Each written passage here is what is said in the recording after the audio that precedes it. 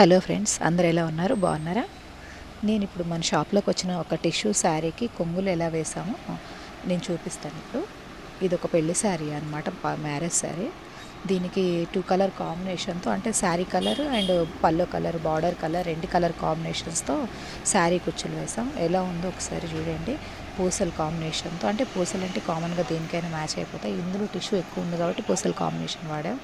Customer కూడా ఇదే prefer చేస్తారు. ఒకసారి ఎలా ఉందో చూడండి.